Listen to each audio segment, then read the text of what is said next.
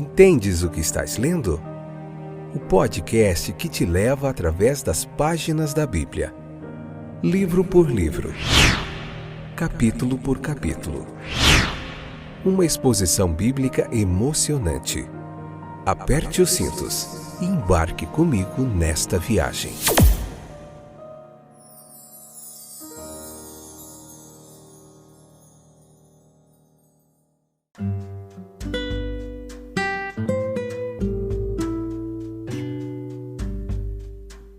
Olá, estou de volta para a gente continuar meditando na poderosa Palavra de Deus. Hoje encerramos o capítulo 25, hoje 25, parte 3, episódio de número 875, 10ª temporada. Até aqui nos ajudou o Senhor, por isso estamos alegres. Obrigado pela sua audiência, sua paciência, você que sempre está aí, nos acompanha. Deus abençoe grandemente sua vida, que essa reflexão do texto bíblico te abençoe, te edifique, te renove no dia de hoje.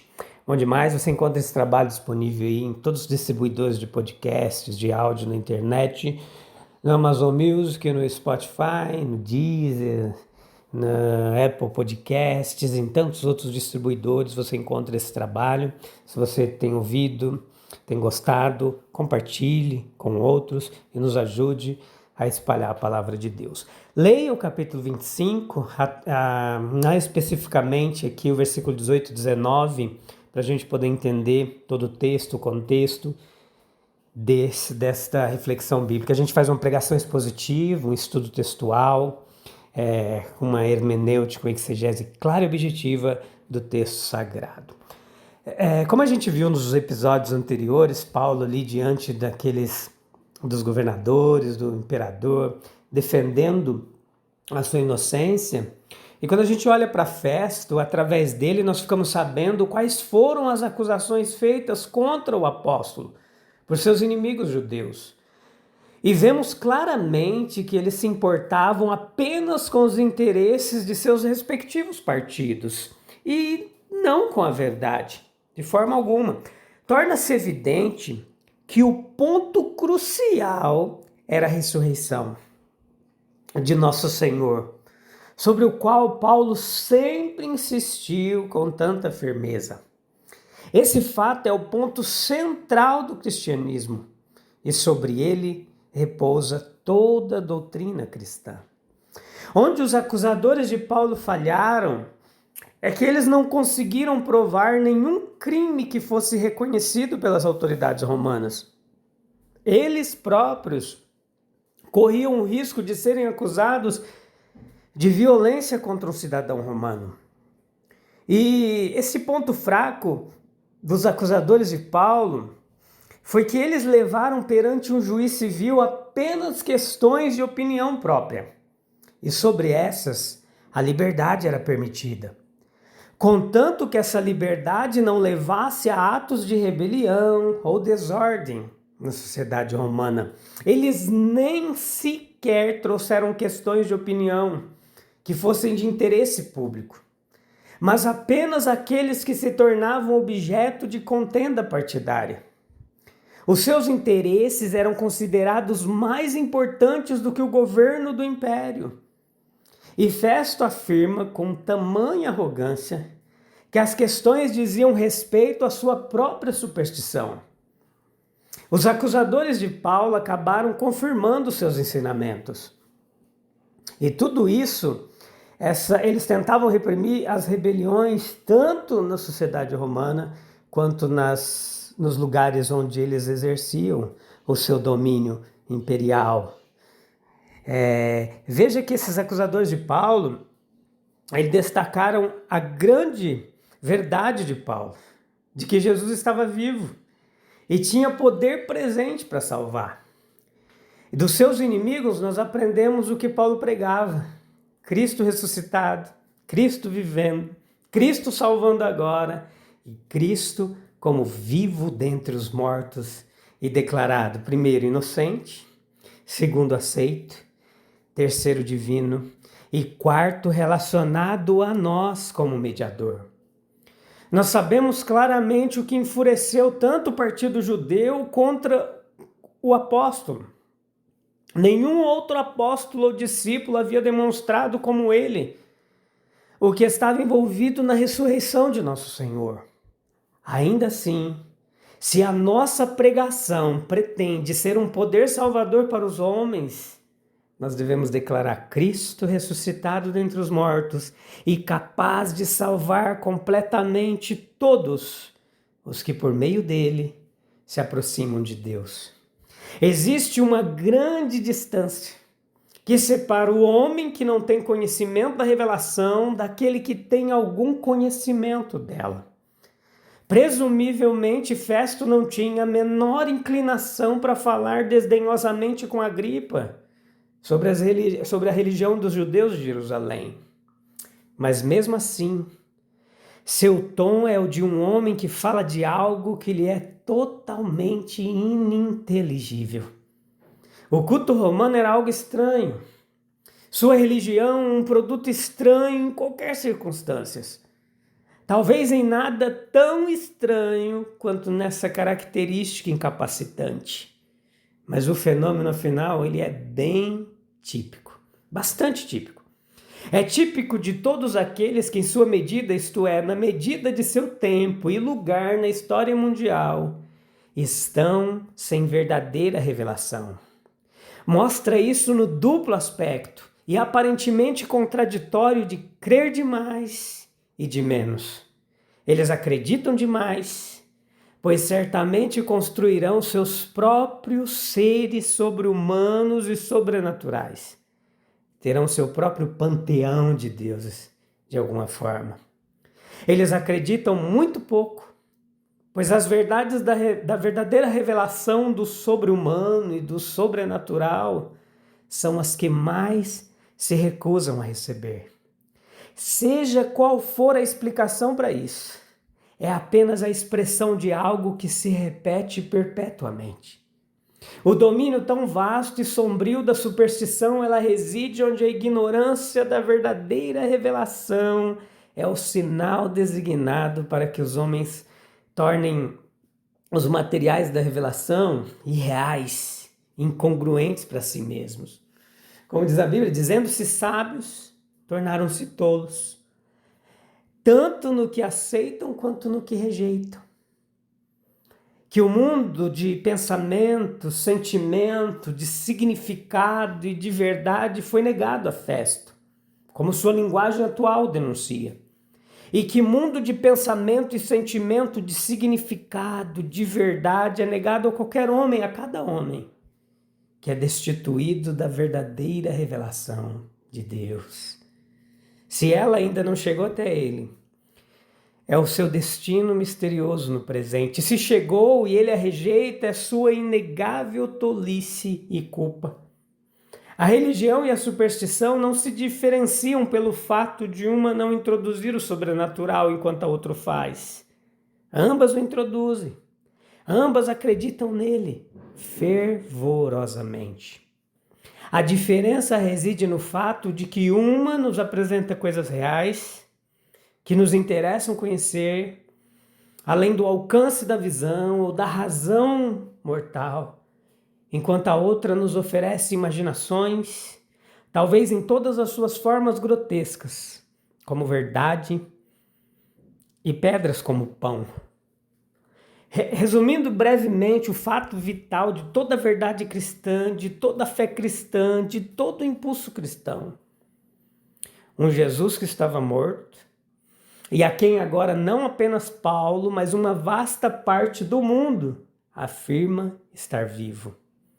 Seria, além de todo o seu mérito, que Festo tivesse a honra de proferir essas palavras. A carta magna de nossa fé, esperança, naquele dia e que elas fossem registradas como suas. Contudo, ali foram ditas por ele e ali permanecerão para sempre. Aquele que morreu e reviveu é o centro da fé, da esperança e do amor cristãos. É a descrição que ele faz de si mesmo. Eu sou o que vive, estive morto, mas eis que estou vivo para todo sempre. Apocalipse 1:18. A morte de Cristo tem um significado próprio, uma plenitude limitada de significado, uma continuidade infinita de significado. E a vida de Cristo após a sua morte tem um brilho de luz muito intenso para nós. Se a considerarmos simplesmente pelo que nos ensina sobre si mesmo, ela o proclama, quando tudo é levado em conta, diferente de qualquer outro, único entre os homens, príncipe da vida, vencedor da morte. Ele resplandece maravilhosamente em meio a ela, se não o adorássemos de longe, em admiração e espanto, nós perdemos o mistério. Essa vida ressuscitada e o que se seguiu a ela, a vida ascendida, possui uma profusão de significados jubilantes para nós. Quando nos lembramos de tudo que é claramente revelado como envolvido nela para a humanidade e para nós mesmos, ele é totalmente confiável, pois provou ser verdadeiro nesse aspecto. Ele nos dá a vida que ele tem para si mesmo e ele está agora, embora invisível, em algum lugar, atento ao seu povo, zelando por eles como seu único mediador e sumo sacerdote eterno e compassivo. Ele vive acima, esperando para receber, julgar e então abençoar seu próprio povo para sempre. Sim, os germes vitais de toda a mais elevada esperança e fé cristãs estão nas palavras de Festo. Atos capítulo 25, 23 ao 25. No dia seguinte, Agripa e Berenice chegaram à sala de audiência com grande pompa, acompanhados de oficiais militares e homens importantes da cidade. Festo mandou trazer Paulo e em seguida disse: Rei Agripa, e demais presentes, este é o homem cuja morte é exigida pelos judeus tanto daqui como de Jerusalém. E em minha opinião, ele não fez coisa alguma para merecer a morte. Contudo, uma vez que apelou ao imperador para que julgue seu caso, decidi enviá-lo a Roma. É o representante da degeneração espiritual, versículo 23. Tanto Agripa e Berenice foram exemplos disso. Eles viram as costas, a coisa melhor, e aprovaram, seguiram a pior. Eles creram nos profetas, Atos 26, 27. Eles conheciam a santa lei de Deus, mas em vez de cumpri-la, em vez de viver diante de Deus e diante do mundo, em vez de viver diante de Deus e diante do mundo em piedade, pureza e sabedoria celestial, eles sacrificaram tudo em prol da ascensão mundana, das honras terrenas e até mesmo do prazer profano. Herodes, Agripa e Berenice, Agripa II e Berenice eram irmãos, filhos de Herodes Agripa I.